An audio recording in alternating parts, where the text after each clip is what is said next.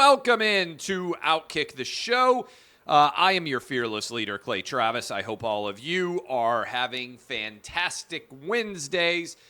Reminder, we've got the Fade with me and Kelly Stewart. It's going to be up a little bit later this afternoon. We're going to tape it here momentarily as soon as I'm finished with this show. And tomorrow I will do OutKick the show, and then I am off to Australia for the next several weeks through the holiday. So just FYI, file that away. I am going to be gone for quite some time, and I can't wait. But we've got a lot to dive into before we get to that, and I appreciate all of you for hanging out with us. Let's start here with Hunter Biden making a decision this morning to show up on Capitol Hill and in the process decide that he was going to say, oh, it's my addiction. Oh, it's all the unfair treatment that I've gotten. He skips his deposition, says, woe is me, and tries to make himself look like the victim. What we have now is a political versus a legal battle. And Hunter Biden should be held in contempt of Congress for refusing to testify. Donald Trump Jr. spent a lot of time being held in front of congressional committees answering questions. And now Hunter Biden is being asked to do the same, and he's skipping it. And so I think there should be consequences there. But that actually started the day. I think there's way more. And by the way, there are a couple of quotes that were amazing, but I think it's important to recognize what Hunter Biden is doing. Remember initially when he ran for president, Joe Biden said he had absolutely nothing to do with any of Hunter Biden's business engagements. Remember Hunter Biden said that his son made no money from China. Those have both been proven to be lies. Now he's saying that Hunter Biden is that his father was not financially involved in his business. Because we know he was making telephone calls to business partners. We know he was meeting with Hunter's business partners. All of that has been proven beyond a shadow of a doubt. And we know, based on Hunter's own comments, that there was money being withheld and or shared for Joe Biden. And there has been evidence of some of that. But now Joe Biden is trying to create a line between he and Hunter Biden and argue that there was no financial relationship between Hunter Biden's business and Joe Biden's ability to profit. That, we all know, has been called into question massively. But don't mistake what's going on here. They keep adjusting where they exactly are going to draw the line on what Joe Biden did or did not do associated with Hunter Biden's business. But I love this statement. I'm proud of my efforts to forge global business relationships. Stop. Who wrote that for Hunter? I'm proud of my efforts to forge global business relationships. That's like saying you're helping human rights by paying hookers as hundreds of thousands of dollars as Hunter Biden did because you believe in female empowerment to such an extent. I mean, come on. I'm proud of my efforts to forge global business relationships. Dude, you're a crackhead, and they paid you money because your dad is famous and rich, and they wanted you to do their bidding, which you did as a part of the Biden crime family. You weren't forging global business relationships. You were selling access to your family and using a lot of the money that you made to buy hookers and drugs and further fuel your crackhead domains. So that in and of itself is utterly ridiculous. But there was major news here outside of the Hunter Biden news that he started the day with. And that was that the Supreme Court is going to examine whether the Department of Justice has the ability to even charge Trump, Jack Smith, with 2 of the 4 charges that he's actually brought. That is, it appears that the Supreme Court is poised to knock out 2 of the 4 charges, a felony and a misdemeanor, that Jack Smith brought against Donald Trump that's scheduled to go to trial March 4th in Washington, D.C., relating to Jan 6th. And I talked about yesterday how the Supreme Court had the ability, just based on its schedule, to really bump the Trump cases almost off the board. Now, they could throw them all out, right? And I think that's what they should do. The Supreme Court should look at these charges. They should say, this is ridiculous. These are not crimes. And the president has the power to act as he did. They already tried to remove him from office under the impeachment proceedings. That failed. That's what I think the Supreme Court would do if they were being 100% honest. And maybe they still are going to do that. But to me, the biggest takeaway here is that there's no way this March 4th trial date is happening. We're about to go through the holidays. We come back. It'll be right after the new year. Nothing is going to happen there. It's going to take months to seat a jury in Washington, D.C.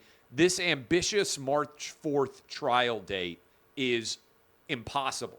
I don't see any way, based on what the Supreme Court is doing right now. And if you question me trying to analyze the calendar, if you question that, Jack Smith basically is acknowledging it by begging the Supreme Court to review all of these legal issues on an expedited basis so he can try to rush these cases through. I don't see any way it's happening. And I'm even more confident of that today than I was yesterday, based on the review of these charges. Now, I suppose it's possible that that Joe Biden's Department of Justice could decide, we're only going to prosecute on 2 of these issues. Maybe they could decide, hey, actually, we're going to try to go do the confidential documents trial down in South Florida first, instead of this case that's going on in Washington, D.C. They don't have as good of a jury, though, so I don't think they'll do that. Increasingly, I am starting to believe that there's not going to be any cases that are decided against Donald Trump before the election happens in November of next year. That is, based on the way that these legal machinations are playing out, I think it's going to be incredibly difficult for there to be any resolution of them. Why does that matter? Well, Jack Smith is trying to rush this through because he wants to try to get a felony conviction to harm Donald Trump's chances of winning the 2024 election. That's the reality here. The party that claims they're so concerned about the sanctity of our democratic process is trying to put the chief political opposition of the sitting president, Donald Trump, in prison for the actual presidential campaign. I mean, that's what's going on. This is banana republic, crazy level stuff. And if the Supreme Court really wanted to apply the law, they would just toss this. I think the best case scenario is everybody knows the allegations against Trump. If you think they're disqualifying for him holding elective office, then don't vote for him. If you think that they aren't, and you analyze Trump v. Biden and decide that you think Trump would be the better choice, then go vote for Trump. I don't see this as some massive issue that has to be resolved by the federal government, and it requires us to break 240 years of past precedent. To me, this is a relatively easy decision. Let the voters decide. Let Joe Biden come out and say Donald Trump is Hitler, and he's going to take away everybody's abortion rights, and he's going to end democracy in America if he's elected. And if people believe it and we have fair and honest elections, then Joe Biden has a chance to win. And also Joe Biden can say, hey, I've been a great steward of the economy. I've done incredible work, like all this stuff, right? If he's the nominee, which I still don't think he will be. And Trump can come out and say, I can do a better job, and let the American public decide. But increasingly, it seems to me highly unlikely that there's any way March 4th trial date happens in Judge Chutkan's courtroom, and that instead we move into the summer, maybe even the fall. And if I were betting right now, I would drop, given where we are right now, I would drop to 1 on the how many cases will be decided before the 2024 presidential election. I would drop to 0.5. I think the over-under would have to be 0.5 at this point based on how these criminal proceedings are taking place. I think I would drop to 0.5 how many of these criminal trials are going to be completed before we get to the election in November of 2024. Before that, I was at 1. Earlier this year, I was kind of wobbling right around 1.5. If I were setting the over-under on completed criminal trials against Donald Trump, as I sit here to you talking on, what's today, December 13th, I would set the over-under at 0.5, and I would be inclined to potentially take the under right now. I think there could be some juice on the under. Speaking of the under, I don't have any unders, but I got 7 winners for you. I'm going to talk about these. So that's the serious stuff that's going on. Let me give you my Week 15 NFL picks. This is my OutKick 6-pack +1. I do have an under. I'm on the under Thursday night. Chargers, Raiders, under 34. I misspoke. Then I've got the Colts -2.5. I've got the Broncos at the Lions, the over 47.5. I'm going to take the Dolphins -8.5 against the Jets. The Patriots +9.5 against the Chiefs. Cowboys, Bills over 50.5. And I'm going to take Ravens at Jags, the over 42.5. And I want you to tap the veins, boys and girls, because that is my blood bank guarantee. By the way, we are 51-46 so far on the OutKick 6-pack in the NFL. Under 500 in the college football picks. Those are up right now. I will share them. I will talk about them with Kelly. I will talk about them on tomorrow's show, the bowl games, in more earnest. But you guys know already, I told you to take Alabama +1.5, Texas -4 against Washington if you are concerned or fired up about the college football playoff. Those are the 2 games that I've already picked. I gave that out some time ago. So that's where we are, looking at the Supreme Court hearing and the Hunter Biden case. And by the way, just to keep in mind where we are, what the Supreme Court is basically saying, potentially, is that these charges that were initially designed, that they've been trying to get people on for obstruction of an official proceeding, it has a 20-year maximum sentence. It's one of the 4 felonies, one of the misdemeanors as well. I'm reading from Politico. But I think they're going to toss this out. At least 327 January 6th defendants have been charged so far.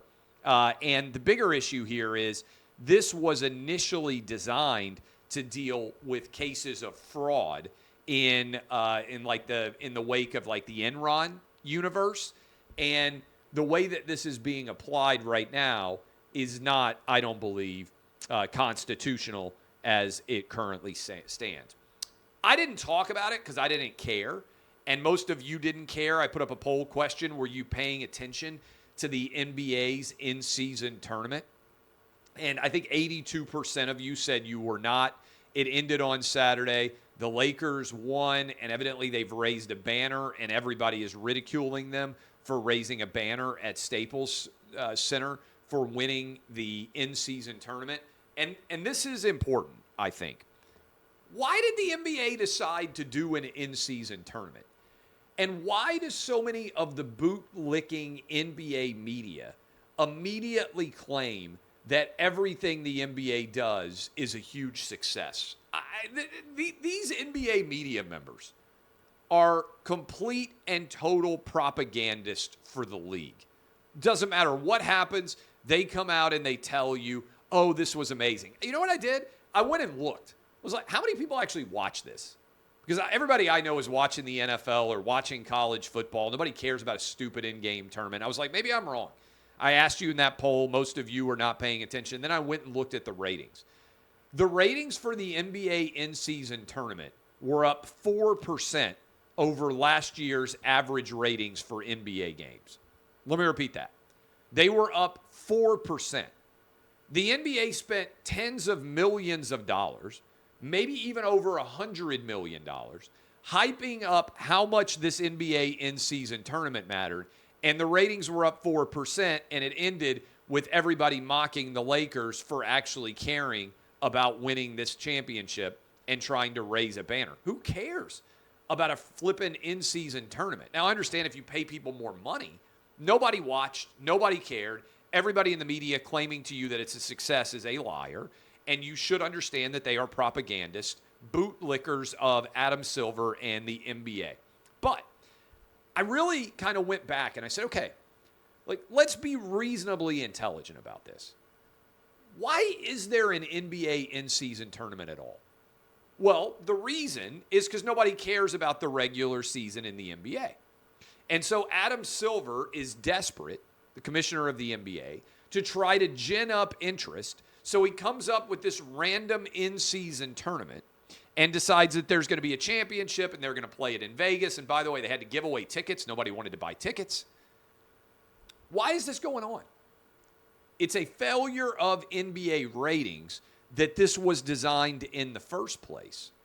And what actually ended up happening, and this is really important, ratings only went up 4%, basically the exact same rating that they got in the regular season anyway, which means nobody out there bought in outside of the people who were already watching the NBA already, which is a big deal because the goal was let's expand the audience, let's create more value, let's create more brand value.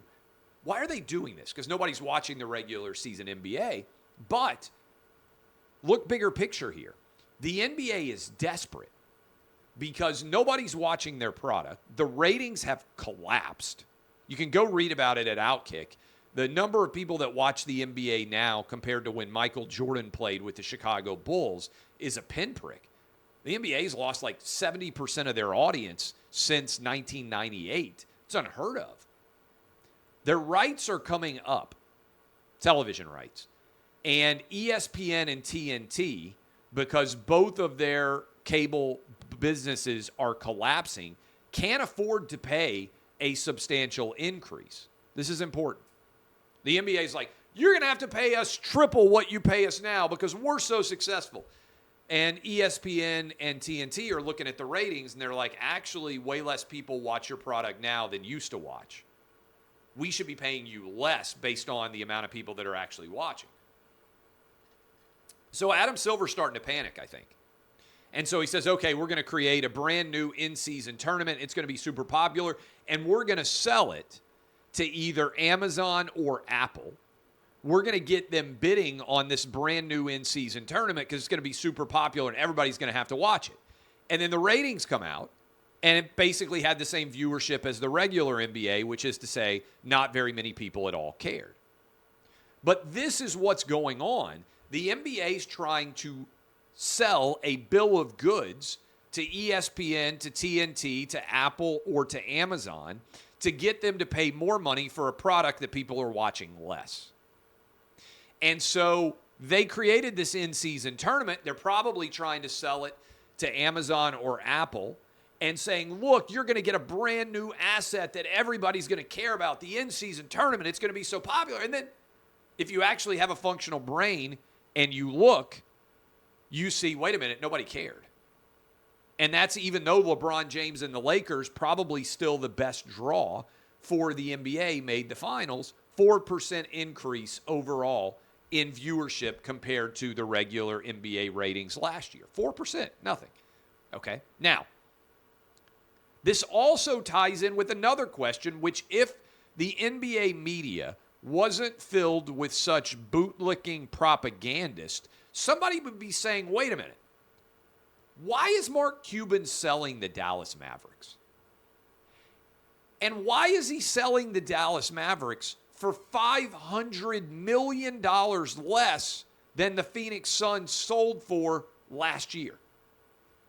Am I the only person asking this? The Phoenix Suns sold for $4 billion. The Dallas Mavericks are in a bigger media market, and they have probably the best young star in Luka Doncic that anybody could hope for in the NBA right now. Why would the Mavericks sell for $500 million less in a big market with a star player who is young and under contract for years to come than the Phoenix Suns just did? And why would Mark Cuban sell? You guys know Mark Cuban has been jumping into my mentions for years now, arguing that whenever I share NBA ratings data that I don't understand, and the NBA is in an incredible place, and the NBA is so popular and so unbelievably fortunate for what their demos look like and how the future is going to be. Has anybody asked Mark Cuban why he decided to sell if all that's true? Why has Mark Cuban been jumping in my direct messages, in my messages on Twitter, where all of you can see it publicly, and arguing that the NBA's future is so bright, if he's deciding to jump off the NBA train and take way less than what the Phoenix Suns sold for last year? There's only two reasons, really, that I can think of. One, Mark Cuban thinks the NBA marketplace is peaked. He knows that the television rights deal is not going to be that good. He sees that cord cutting is going on. He sees that there are major issues with the NBA brand, and he's been lying to all of you publicly while privately he's going to go try to put all the money he can in his pocket. I think that's probably the most likely. That deep down, Mark Cuban actually agrees with me. He's looking at the data. He sees that he made a good profit. He thinks the best days of the NBA are past because he's taking less than peak value. Pigs get slaughtered, hogs get fat. And he's deciding to cash his money in. Why is anybody asking this? Mark Cuban's made a lot of money. If he really loved the NBA, why would he be selling out right before they're about to do a new media contract? Now, Mark Cuban, what would Mark Cuban say? Oh, he would spin it. He'd be like, I love the NBA's future. I just got such an incredible offer, I couldn't turn it down. Okay, well, if you love the NBA's future, then the offer would have to be more than the last franchise sold for to actually be an incredible offer, right? Well, he's like, well, I get to stay on and be president, so I get all the good stuff with none. No. Mark Cuban thinks that the NBA market has peaked. That's the reason why he sold. He's not an imbecile. Why isn't the media covering this story? Why isn't the bootlicking NBA propagandist media that tried to tell you that the in-season tournament was super successful? Why aren't they covering the actual ratings up 4%? And why, and nobody cares, and the Lakers are getting made fun of for raising a banner. And why aren't they covering Mark Cuban selling the Dallas Mavericks in a bigger market with a bigger star for $500 million less valuation of the franchise than the Phoenix Suns just got? Seems like a really big deal. Mark Cuban, directly to you, I'll ask you. You've been jumping in my mentions telling me that the NBA's future is unmatched for years now. Why did you suddenly just decide to jump out? I said, one, he got such a good price. The other one, and this is probably being uncharitable, but it's the only other hypothesis I can come up with.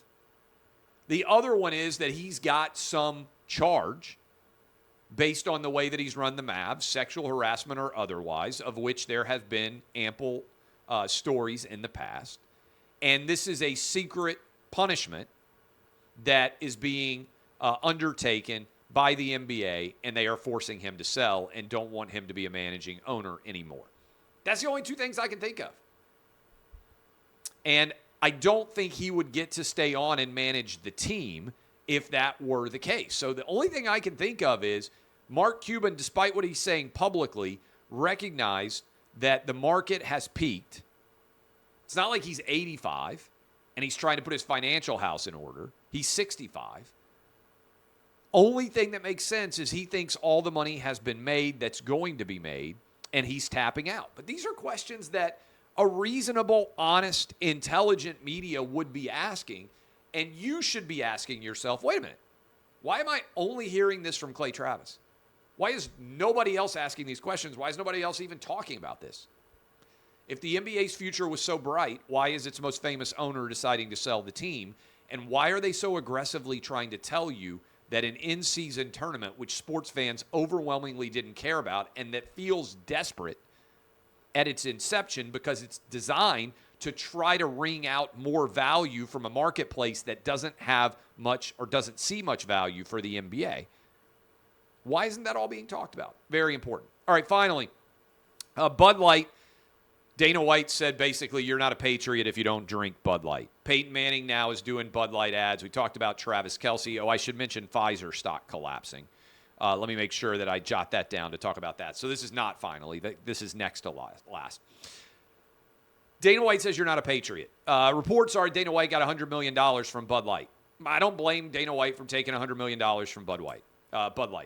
There are a lot of people out there that take a lot of money to advocate for the products that pay them. That's how capitalism works. I don't begrudge it. But I'm not going to drink a Bud Light until Bud Light directly acknowledges that they failed in allowing Dylan Mulvaney to represent their brand and in telling everybody who already drank Bud Light that they were losers, they were too fratty, and they didn't like them anymore.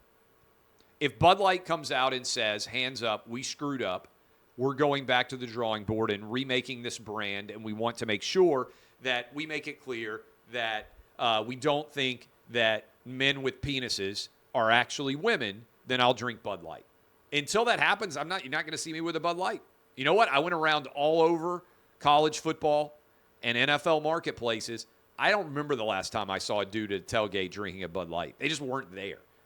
And I don't think trying to get Peyton Manning or Dana White or Travis Kelce to sell your product is going to help until the product itself actually comes out and says, we were wrong. Because here's the truth. Bud Light doesn't taste that much better than any other beer that I would choose to drink it, right? I'll give you an example. People boycotted Chick-fil-A because they said they're too conservative. And Chick-fil-A's sales continued to skyrocket. Boycott didn't work. Do you know why? Because Chick-fil-A has the best chicken sandwich of any fast food restaurant. And even gay people who were super left-leaning, they were like, you know what? I kind of wish Chick-fil-A supported gay marriage, but, man, their chicken sandwiches are so good. I can't stop going there. I got to get these waffle fries. That peppermint shake, I can't say no to it. The nuggets, my goodness, the nuggets. I'm getting hungry just talking about Chick-fil-A. Their product was so good that the politics of the brand didn't actually hurt them. And guess what?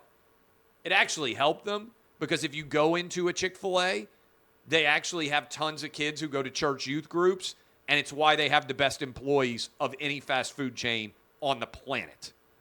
You know what I'm talking about? You go into a Chick-fil-A, they got 15-year-olds who are the most skilled practitioners of the fast food arts. And I think it's because the Chick-fil-A's and those local communities are connected with churches. They're not open on Sunday. They go into church youth groups. They hire high-quality kids, and they bring them in, and the kids do great work. And by the way, they also have an incredible setup at all their drive-thrus. I wish Chick-fil-A was in charge of almost every government program because it would be better and it would be better run. But the reason why their brand is fine, no matter how political they get, is because the chicken sandwich is really good. The reason why people were willing to boycott Bud Light in the first place is because it doesn't taste that much different than Miller Lite or Coors Light. That's the dirty secret. It doesn't. It's not like we're talking about a beer or a liquor that you taste and you think, oh my goodness, that's so much better. If Bud Light was the Chick-fil-A of beers, and if it tasted so much better than every other beer, then nobody would care about the politics. Beer drinkers would just say, you know what? I'm going to stick with Bud Light, even though I don't agree with their politics, because the product's so good. That ain't it. The reason people drink Bud Light is because it's a light beer, and it's just a big brand, and they've been advertising so much for so long. So I think that's the biggest issue they have, and I think they should apologize for what they did. Finally, speaking of apologize, Pfizer stock has absolutely tanked. It has fallen off the face of the earth. It is down over 100. What is it? Let me make sure I get the math right. It is down over $100 billion in market cap valuation since December of 2021. It's been cut over in half because nobody's getting their worthless COVID shots. So 2 for the price of 1 this Travis Kelce advertisement that they spent tens of millions of dollars on is the least successful advertising campaign maybe in modern sports history. You can't turn on an NFL game without seeing Travis, Mr. Pfizer, Kelce bragging about how he got 2 different shots, one for COVID and one for the flu or whatever the heck you're getting shots for. Every NFL fan has seen that commercial probably 10 times, maybe 100 times. It airs all the time. If you're an NFL fan, you have seen that ad a bevy of times. And yet, no one out there at all, by and large, is buying it. They spent tens of millions of dollars to sell you a crap product, and it's like the ESPN flip phone. Nobody's buying it. It's going to be a huge loss of money. Pfizer stock has tanked. It's down by a half. They've lost over $100 billion in market cap valuation. And the Travis Kelce 2-for-1, biggest failure ever. Ultimately, life lesson for everybody out there. If the product is crap, it doesn't matter how much money you spend trying to sell it. Eventually, people will find out that the product is crap. Everybody knows the COVID shot is worthless. Nobody wants it. With a functional brain, everybody's rejecting it. And no matter how much Pfizer spent, Travis Kelce is a disaster, maybe the least successful ad campaign given the dollars spent in modern NFL history. All right, I love all of you.